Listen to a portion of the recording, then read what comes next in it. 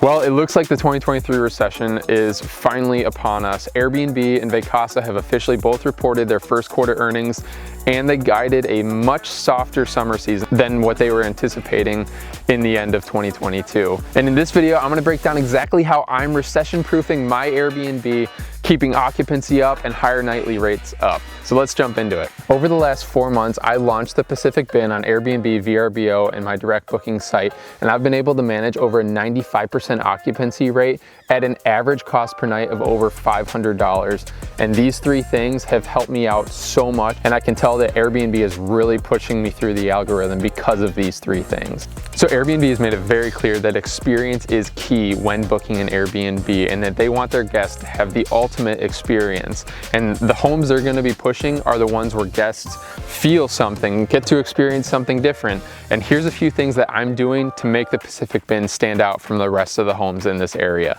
Behind me is one of my latest additions to the bin, and that's a $120 hammock from Lowe's. I stayed at the bin about a month and a half ago just to sort of feel what it's like as we come into the spring and summer season. And I realized that guests were getting to experience the secludedness of the property, but not really getting to explore the property. So I cut in a quarter-mile trail through the forest, which leads to this hammock and this beautiful setting, which this hammock has already paid for itself multiple times over. The hammock costs $120, and I've already had multiple guests say, that hammock spot looks way too dreamy, can't wait to stay there, and that's one of the main reasons why they booked. Which you want to have a wide array of amenities so that you're really able to pull from all different areas of the market. Some people love hot tubs, some people love campfires. So you just want to make sure your home has as much amenities as possible that make sense for your property. And this is a really simple, cheap way to add an extra amenity and just have that little extra flair. Now you also have to make sure that you do take photos of all these amenities you add. Otherwise, no one's gonna know. Half the time, people just scroll through the first 7 or 8 photos, and if it doesn't make those first 7 or 8 photos, they're on to the next listing. Ta-da! So this is the next addition to the bin. So summer is the hot season on Airbnb in the Pacific Northwest. So guests are really looking to experience the outdoors because they've been kept up inside in all the snowy, rainy weather that we get here in Seattle. So being able to get out with a bunch of friends, grill up hot dogs, brats, steaks on the grill is really key. So this $180 grill already been received so well by all the guests that have stayed here, and it's just another box you can check on Airbnb. Ultimately, you want to check as many of those boxes for amenities as possible so that they're able to push it out to an even wider array of guests. So in the spirit of giving your guests as much as possible to do while they're staying at your home, I put this little wood cutting station here. To put the home where we put it, we had to cut down a whole bunch of trees. So I have a whole bunch of large rounds. Guests are able to go put on top of this chopping block, chop it up, and have a nice little campfire in the fire pit here. Guests have mentioned that it's been so fun being able to chop their own wood, and it also saves them a couple bucks so they don't have to go to the local store and go spend 10 bucks on like 10 little pieces of wood. So this is a fun little addition, super easy and cheap to add. So those are a few things I did to make my home the ultimate experience in the Pacific Northwest. And really, no matter where you are across the country, whether you have an apartment, a place out in the desert, try and utilize your property as much as possible to be able to come up with creative ways that either make your home stand apart or just offer something really fun that the guest gets to do when they're staying there. So they're not just staying there to be in a different location, but that they're staying there for an experience. And I'm sure that when you have a few guests mention that and you're able to check all those amenities boxes on Airbnb, the algorithm's really gonna bless you. Which actually leads me into my next point, which is listening to your guests. I feel like so many times I've stayed at Airbnbs and they're either managed by property management companies or hosts that are very unresponsive and take a really long time to get back to your guests. Making sure you're responding right away and making everything super easy for the guest. Every time I've had a guest ask me a question and I've noticed it's been a repeat question, I actually ended up making a whole bunch of videos and putting QR codes on the front of my hosting book. So that instead of having to message me and having me send the same response over and over again, I just made short videos and the guest is able to scan a QR code and learn exactly how it works. So in the spirit of listening to my guests, I had a few guests mention, hey, the water tastes a little bit funky, which I mean, we're on well water here. Many of you hosts that have homes out in the country know that water doesn't taste like normal city water that's filtered and balanced and all the chemicals are added to it. So it seemed to work out perfect, which leads me to the sponsor of this video is Water Drop. So Water Drop actually has a whole array of water filtration systems. When they reached out to me, I mentioned that I had already finished construction. I didn't want to have to deal with running water lines around the home.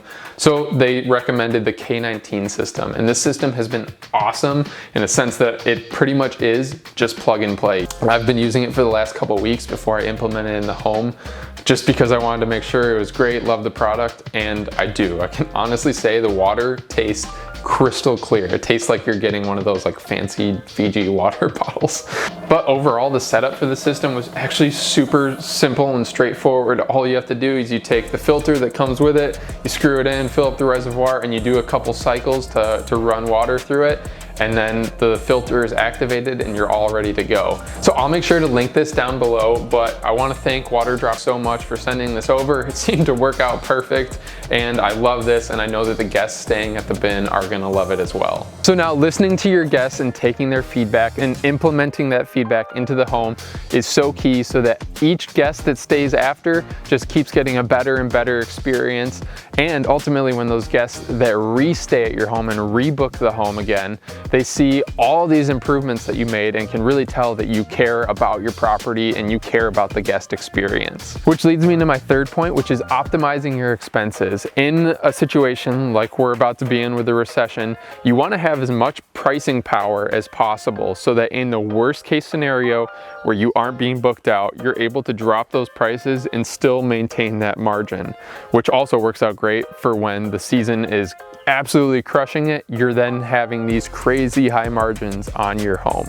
So one thing I've implemented here at the Pacific Bin is I was paying my cleaners 20 bucks per stay to take out the garbage to the dump, which is the cost to run it to the dump.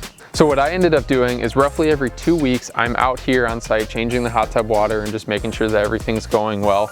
I also take the garbage out and I take it to my neighbor who only charges 20 bucks a month to dump his large garbage trailer.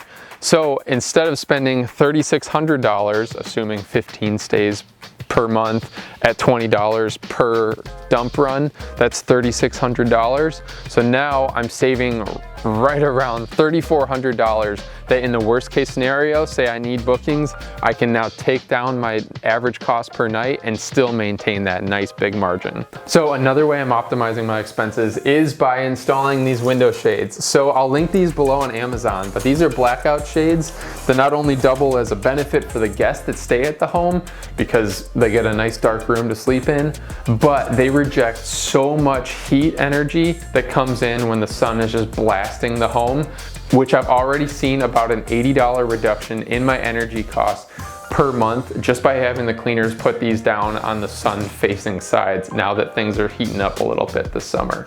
So I'll link these shades down below. Guests have been loving them. It turns the room just pitch black and it saves me money on my energy bill.